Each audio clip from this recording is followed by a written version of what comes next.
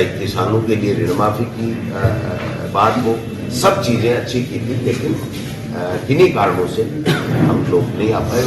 उसमें एक प्रमुख कारण जो रहा कि देश के प्रधानमंत्री जो देश के लिए काम करने के लिए उनको समय मिला और 10 साल के लगभग हो गए, लेकिन वो केवल किसी भी स्टेट में चुनाव आते हैं तो वो स्वयं वहाँ के मुख्यमंत्री के दावेदार बताए जा करके या बन करके और भाषण देते हैं। जो भी कोई तथ्यहीन बातें होती हैं वो भी अपने अभिभाषण में कहते हैं। और जो तानाशाही का जो रवैया चल रहा है आज की तारीख में देश में, संवैधानिक संस्थाओं की मर्यादा को तार-तार किया जा रहा है, उनका दुरुपयोग किया जा रहा है। तो ऐसे में राहुल गांधी जी के जो मुद्दे हैं वो प्रासंगिक हो रहे हैं और लोग ये कह रहे हैं कि हम राजस्थान में जो लोकसभा चुनाव आने वाले हैं उसमें हम कांग्रेस को भारी बहुमत दे करके यहाँ से लोकसभा, क्योंकि देखिए जो 10 मुद्दे लगभग मोदी जी ने 2014 में बताए थे, महंगाई कम करने की बात की थी, रोजगार की बात की थी, किसान की आमदनी दोगुनी करने की बात की थी, विदेश नीति ठीक करने की बात की थी, अपनी आर्थिक नीति ठीक करने की बात की थी। आज भूटान के बराबर हमारे रुपए की कीमत हो गई है और हम पाकिस्तान और श्रीलंका की तरफ जा रहे हैं, जबकि जो हमारे देश के शहीदों ने, महापुरुषों ने, स्वतंत्रता सेनानियों, इस देश को आजाद कराने के बाद में महान नेताओं ने त्याग, तपस्या और बलिदान से इस देश को सींचा और स्वर्णिम भारत बनाया है, उसमें आज ये स्थिति पैदा होगी कि उन धर्म के आधार पर झगड़े कराए जा रहे हैं। अब आप बताइए कि महंगाई मुद्दा नहीं है इनके लिए रोजगार मुद्दा नहीं है, इनके लिए सोशल सिक्योरिटी मिले वो मुद्दा नहीं है, इनके लिए किसान का नेशनलाइज बैंकों का ऋण माफ हो वो मुद्दा नहीं है। इनके लिए मुद्दा है कि धर्म के आधार पर प्रभु श्री राम की बातें करो, जय श्री राम बोलो। तो भाई जय श्री राम आप साथ में लेके थोड़ी आए हो।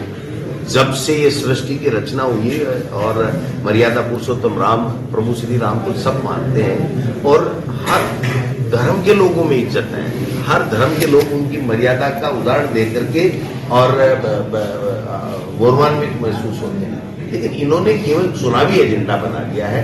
आप देख सकते हो कि 5 साल में जितने विकास राजस्थान में हमारी सरकार के समय में, उतने विकास के काम पिछले 50 सालों में कभी भी 5 साल 10 साल में भी नहीं। आज 2 महीने से ये सरकार है।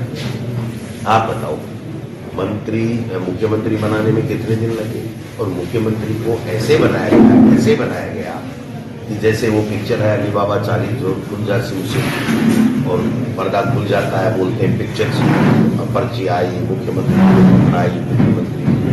देखा, राजनाथ सिंह जी की तरफ देखा, समझ में नहीं आया मैं बोलूं क्या बोलूं। सामने जिन लोगों को मुख्यमंत्री का चयन करना है उनका रिएक्शन देखिए, उनका भाव देखिए। एक भी आदमी ने ताली नहीं बजाई। फिर राजनाथ सिंह जी को कहना पड़ा कि क्या और कोई नाम है क्या आपके पास में? आप समझिए, फिर भी चलिए उनकी मर्जी है, जिसको बनाए।